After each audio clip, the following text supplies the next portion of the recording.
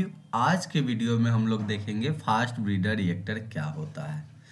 जो student nuclear का lecture नहीं देखे हैं वह सीरियली न्यूक्लियर का लेक्चर देख ले, क्योंकि वह समझने के बाद यह बहुत बेसिक से इजीली समझ में आ जाएगा और कैसे लिखना है एग्जाम में, जिसके लिए आप लेक्चर नंबर 2 जो है nuclear power boiling water reactor, उसमें हमने पूरा कंस्ट्रक्शन से लेके वर्किंग प्रिंसिपल तक सब अच्छा से लिख दी और क्या करना है उसके लिए उसमें भी बताया गया, एक टेबल बताया गया जिसमें सब आसानी से समझाया गया।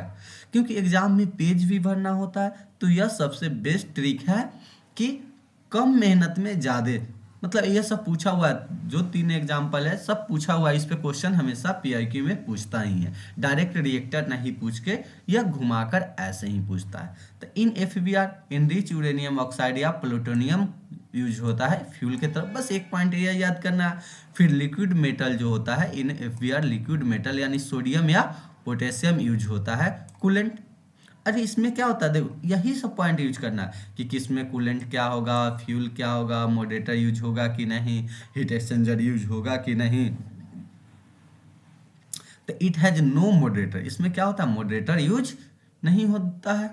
और it consist of heat exchanger and steam generator. अब इट हैज नो कंट्रोलर, इसमें मॉडरेटर नहीं है तो कंट्रोलर्स भी नहीं है। अब fast breeder reactor is a Kalpakkam reactor, जो कल्पक्कम रिएक्टर है वह एग्जाम्पल है किसका, फास्ट ब्रीडर रिएक्टर का। आप लोग को अच्छा समझना है, जिसके लिए आप न्यूक्लियर का शुरू से देख ले, कौन 4-4 मिनट या 5 मिनट्स का वीडियो है, आप आसानी से पूरा न्यूक्लियर रिएक्टर को आसानी से समझ सकते हैं। अब इसमें क्या होता है, 2 हीट एक्सचेंजर है। कितने हीट एक्सचेंजर है, 2। तो रिएक्टर जो होता है कवरिंग हाउस होता है, reactor core, fuel, controllers, moderator सब होता है। और रिएक्टर कोर का क्या काम है, इसमें क्या होता है फ्यूजन रिएक्शन होता है और यह इसी के अंदर होता है। रिएक्टर कोर यहाँ पे फ्यूल है, रिएक्शन करेगा, जिसमें क्या होता है कूलेंट सोडियम और पोटेशियम होता है, जिसके सहायता से क्या होगा यहाँ पे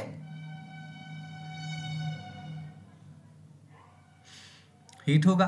फिर यह कहाँ हीट एक्सचेंजर में जाएगा, एक वाल्व के पाइप के थ्रू या ट्यूब के थ्रू हीट एक्सचेंजर में जाएगा, जहाँ पे सोडियम जो है कूलेंट वह हीटेड होगा। यहाँ पे क्या है सोडियम है कूलेंट। फिर यह हीट होगा, एक पाइप के थ्रू कहाँ जाएगा, दूसरा हीट एक्सचेंजर में, मतलब पेयर में हीट एक्सचेंजर। फिर यहाँ पे क्या होगा फीड वाटर जो आता है यहाँ से उसको स्टीम में कन्वर्ट कर देगा, यह स्टीम वाल्व के थ्रू जाएगा टरबाइन पे, टरबाइन कन्वर्ट कर देगा स्टीम इनटू मैकेनिकल एनर्जी में। फिर यह जनरेटर से कपल होता है, मैकेनिकल एनर्जी को इलेक्ट्रिकल एनर्जी में कन्वर्ट कर देगा। और यह कंडेंसर है, कंडेंसर में क्या होता है जो स्टीम आता है वह कूलिंग टावर के मदद से उसको वार्म वाटर में कन्वर्ट करके फिर रिएक्टर में भेज देता है।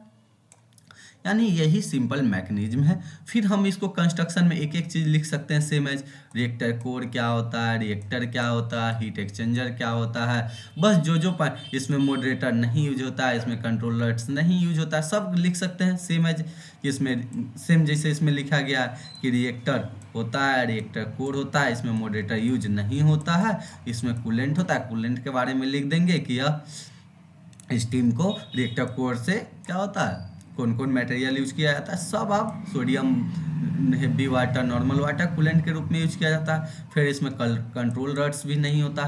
फिर हीट एक्सचेंजर में क्या होता है, बस इसमें कुछ कुछ जो न्यू पॉइंट है वो हमने लिख भी दिए हैं कि क्या क्या चेंजेज करना है जिससे फुल मार्क्स मिले।